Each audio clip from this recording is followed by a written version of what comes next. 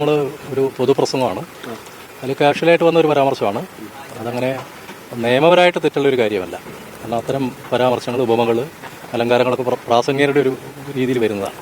പക്ഷേ രാഷ്ട്രീയമായിട്ട് അതിലൊരു പെശകുണ്ട്. അത് പെശകെന്ന് പറയുന്നത് എൻ്റെ പാർട്ടിയുടെ നിലപാടുമായി ബന്ധപ്പെടാത്ത ഒരു സംഗതിയാണത്. കാരണം സ്ത്രീകളെക്കുറിച്ചുള്ള ഞങ്ങളുടെ നിലപാടിൽ നിരക്കാത്തൊരു പരാമർശം വന്നുകൊണ്ടാണ് ഞാൻ അന്ന് തന്നെ ഒരു പ്രസംഗം കഴിഞ്ഞൊരു മണിക്കൂറിനുള്ളിൽ എൻ്റെ ഫേസ്ബുക്കിൽ ഖേദം പ്രകടിപ്പിക്കേണ്ടായി.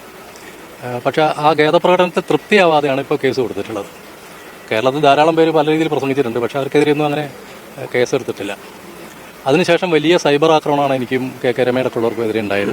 ഞങ്ങൾ അതിനെ നിയമപരമായിട്ടും രാഷ്ട്രീയമായിട്ടും നേരിടാനാണ് തീരുമാനിച്ചിട്ടുള്ളത്. പരാമർശം തെറ്റാണെന്ന് പിന്നീട് തോന്നിപ്പോയോ? തെറ്റാണെന്ന് തോന്നിയതുകൊണ്ടാണ് ഞാൻ ഖേദം പ്രകടിപ്പിച്ചത്. അല്ലല്ല, രാഷ്ട്രീയമായി തെറ്റാണ്, നിയമപരമായിട്ട് തെറ്റില്ല. അങ്ങനെയാണ് എങ്ങനെ വ്യക്തികളുടെ പേര് പ്രസംഗത്തിൽ പറയുന്നതിന് തെറ്റൊന്നുമില്ല. പക്ഷെ അതല്ല പ്രശ്നം. രാഷ്ട്രീയമായിട്ട് എൻ്റെ പാർട്ടിയുടെ സ്ത്രീകളോടുള്ള സമീപനത്തോട് യോജിക്കുന്ന ഒരു നിലപാടായിരുന്നില്ല. അത് അബോധമായിട്ട് വന്ന ഒരു പ്രയോഗമാണ്.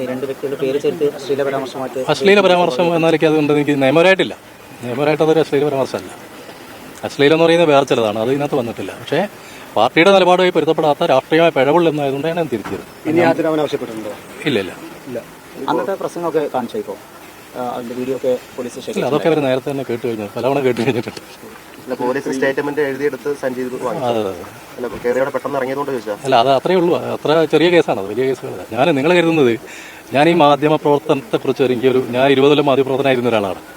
അതിലെനിക്ക് തോന്നുന്നു നിങ്ങൾ റേറ്റിംഗ് നടത്തുന്നുണ്ട്. കാരണം ഒരു സംഭവത്തിൻ്റെ ഗ്രാവിറ്റി അത് എത്രത്തോളം എന്നുള്ളൊരു പ്രശ്നമുണ്ട്. വാർത്തയിൽ നമ്മളൊരു വാർത്തയെ എടുക്കുന്നില്ല, ആ വാർത്തയ്ക്ക് എത്രമാത്രം പ്രാധാന്യമുണ്ട്, അതിന് എത്രമാത്രം അടിസ്ഥാനമുണ്ട്, അതനുസരിച്ച് നമുക്ക് വാർത്ത കൊടുക്കാൻ പറ്റുള്ളൂ.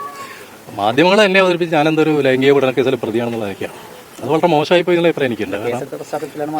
പക്ഷെ എന്നാലും അത് നമ്മൾ ആരും മലബാറിൽ പറയാറുണ്ട്, നമ്മളിപ്പോൾ കോറെ കൊല്ലാൻ വേണ്ടി ആരും തോക്കെടുക്കാറില്ല. ഓരോന്നിനും ഓരോ ചെറിയ ഇതുണ്ട്. മാധ്യമപ്രവർത്തനത്തിൽ അത് ആവശ്യമാണ്.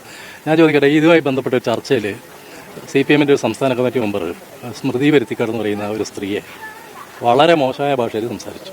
ഇവിടെ നല്ല പ്രകടനം നടന്നു, കേസ് വല്ലതും നടന്നു. അവർ ജീവിക്കാൻ വേണ്ടി ഒരു മാധ്യമത്തിൽ തൊഴിൽ ചെയ്യുന്നൊരു സ്ത്രീയല്ലേ. എന്താ അത് മാധ്യമപ്രവർത്തകർക്ക് പോലും ഒരു പ്രശ്നമല്ല. കാരണം അത് നിങ്ങൾ കേൾക്കാൻ വിധിക്കപ്പെട്ടവരാണെന്നുള്ള ബോധ്യത്തിലാണ് നിൽക്കുന്നത്. ആ ഒരു പ്രശ്നമാണ്. അവർ വ്യക്തിപരമായിട്ടുണ്ട്. പക്ഷെ ഇവിടെ മാധ്യമപ്രവർത്തകരുടെ സംഘടനയുണ്ട്, മാധ്യമ മുതലാളിമാരുടെ സംഘടനയുണ്ട്, മാധ്യമ പ്രവർത്തകരെ സപ്പോർട്ട് ചെയ്യുന്നവരുണ്ട്. പക്ഷെ ഒരു വലിയ പ്രതിഷേധം വന്നിട്ടില്ല. എൻ്റെ കാര്യത്തിൽ വന്ന ഒരു പ്രതിഷേധം അനിൽകുമാറിൻ്റെ കാര്യത്തിൽ വന്നിട്ടില്ല. അത് എന്തുകൊണ്ടെന്ന് നിങ്ങൾ ആത്മവിശ്വാസം നടത്തണം.